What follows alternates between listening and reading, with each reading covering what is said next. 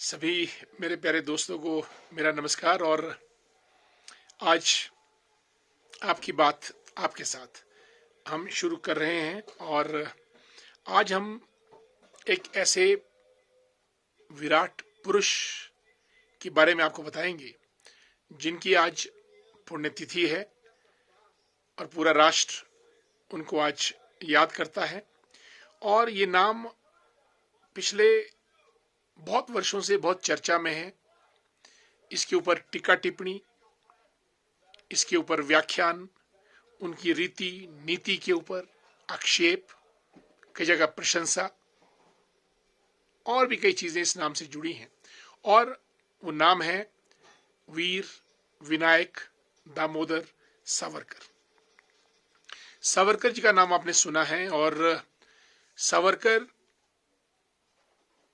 भारतीय इतिहास की वो शख्सियत थी जिन्हें वीर की संज्ञा दी गई थी, वीर विनायक दामोदर सावरकर।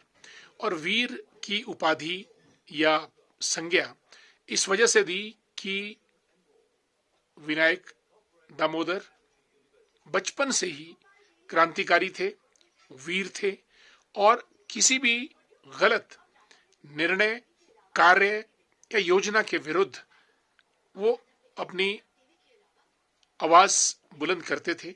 और इसलिए उन्हें इतिहास ने वीर का नाम दिया है। साथियों, 1883 में जन्मे वीर विनायक दामोदर सावरकर एक हिंदूवादी सोच के नेता थे। वो चाहते थे कि हिंदुओं का कल्याण हो, भारत में हिंदुत्व का प्रभुत्व बढ़े, भारत एक हिंदू राष्ट्र बने, जो राष्ट्र ये था वैसा वैभव इसको दोबारा मिले, ये उनकी सोच थी। और इस दृष्टि से वो गांधी जी की विचारधारा की में भी खिलाफ आए, क्लैश में आए। और जो गांधी जी की तुष्टि करने की नीति थी उसकी उन्होंने मुखालफत की। लेकिन भारत मां के लिए अपने प्राणों का उत्सर्ग तक करने के लिए वो हमेशा तैयार और तत्पर रहते थे। 1883 में जन्म लेने के बाद पढ़ाई लिखाई, और he was an advocate, writer, a poet, a dramatist. और वकालत की पढ़ाई करने जब वो इंग्लैंड गए तो वहां पे उन्होंने भारत की आज़ादी के लिए जितने भी लोग भारतीय वहां पे रहते थे उनको एक संगठन बनाया जिसका नाम रखा फ्री इंडिया सोसाइटी, इंग्लैंड में। और फ्री इंडिया सोसाइटी का काम था कि भारत को किस किस्म से स्वतंत्रता दिलाई जा सकती है। और जैसे मैंने कहा कि वो बड़े क्रांतिकारी थे। और इस क्रांतिकारी विचारधारा का प्रभाव जो उनके ऊपर हुआ वो लाल बाल पाल, लाला लाजपत राय, बिपिन चंद्र पाल और बाल गंगाधर तिलक, तीनों की जो त्रिदेव ट्रिनिटी थी, इनका उनके ऊपर बहुत प्रभाव पड़ा।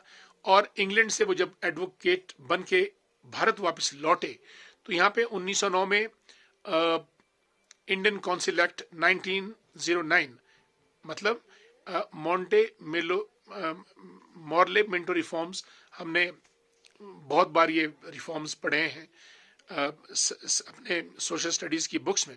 इसके खिलाफ उन्होंने आंदोलन किया, मॉन्टे मेर्लो रिफॉर्म्स।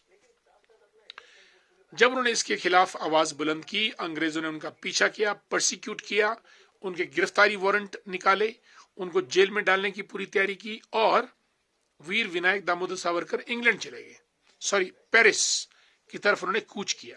लेकिन ब्रिटिश पुलिस ने उनका पीछा नहीं छोड़ा, उनको पकड़कर समुद्री जहाज में वो वापस भारत लाने का उनका प्रयोजन था।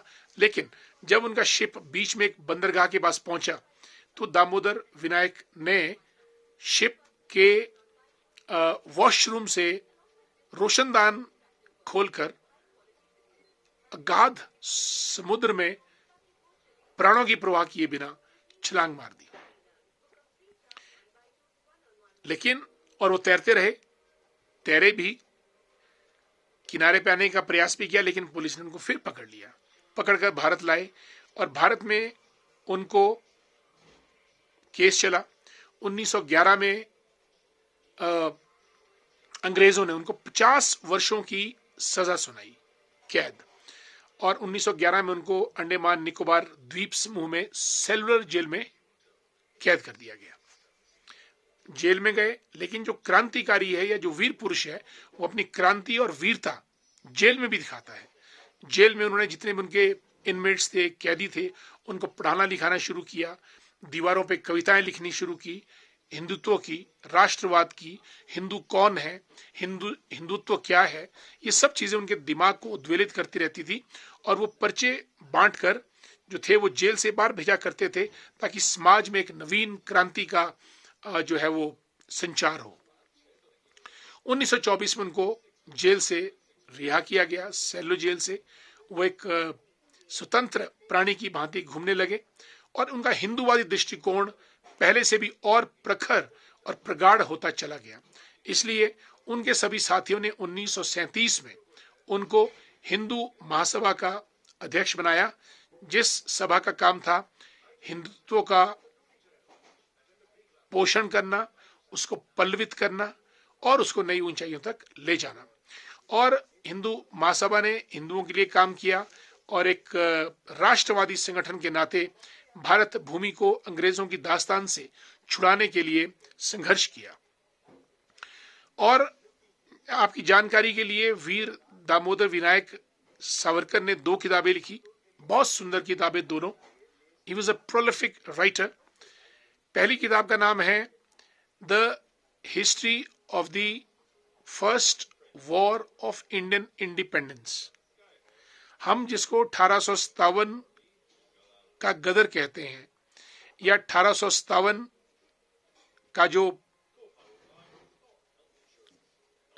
रिवोल्ट था, सैनिक विद्रोह जो अंग्रेजों ने कहा, उसको विनायक दामोदर सावरकर ने the first war of Indian independence, Bharat की स्वतंत्रता का पहला युद्ध, ये उन्होंने संज्ञा दी और किताब लिखी।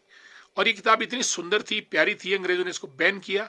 ये किताब कहीं पब्लिश नहीं हो पाई, लेकिन चोरी छिपे फिर भी इसको पब्लिश करवा के एक लिमिटेड सर्कुलेशन में लोगों तक इस किताब को पहुंचाया गया। I give credit to Veer Vinayak Damodar Savarkar for having written a book which has defined the 1857 revolt as the first war of Indian independence. It's a huge what you call step in Indian history, I think. दूसरी किताब उन्होंने लिखी जब वो काला पानी में थे, सेलुलर जेल में थे, और किताब का नाम रखा काला पानी, ब्लैक वाटर। और इस किताब में उन्होंने उन सब स्वतंत्रता सेनानियों का जिक्र किया, उनके संघर्ष की गाथा लिखी, जिन्होंने हंसते हंसते भारत माता के लिए अपने प्राणों का उत्सर्ग किया। ये वीर विनायक सावरकर की प्रतिभा थी और उनका जो ध्यान था हिंदू राष्ट्र की तरफ, वो बढ़ता गया। और सामने जो भी आया उससे उन्होंने तकरार की, उससे उन्होंने जिरह की, विचार विमर्श किया और हर उस चीज को नकारा जो हिंदू राष्ट्रवाद के खिलाफ थी। और अंत में जब 1966 का दिन आया, महीना फरवरी का, 1 फरवरी को उन्होंने प्रण लिया कि मैं इच्छा मृत्यु का वर्ण करूंगा और इच्छा मृत्यु के लिए उपवास रखूंगा, अन्न नहीं खाऊंगा। और 1 फरवरी 1966 को उन्होंने ये प्रण लिया कि आज के बाद मृत्यु तक मैं अन्न का एक भी दाना नहीं लूंगा। उनका शरीर कमजोर होता गया और इस चीज को उन्होंने आत्महत्या नहीं अपितु आत्मात्मपण कहा। जो उनका अन्न ना खाने का जो एक प्रण था, आत्मात्मपण कहा उन्होंने। और अन्न खाते नहीं खाने से शरीर कमजोर हुआ। 1 फरवरी से उपवास चलता रहा।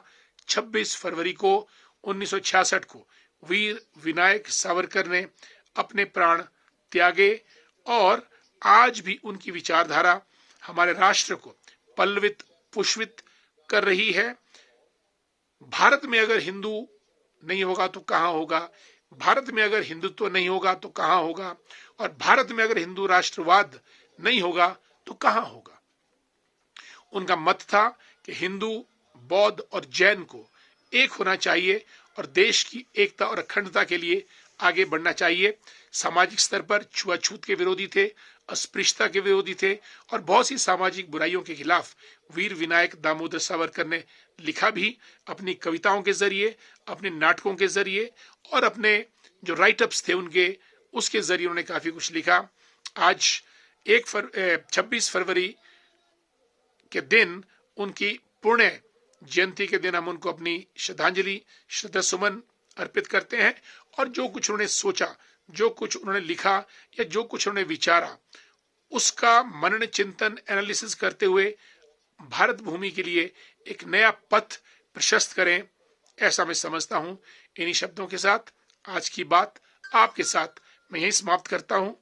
कल फिर किसी और विषय पे, तब तक के लिए जय हिंद, जय भारत, जय हिमाचल, धन्यवाद।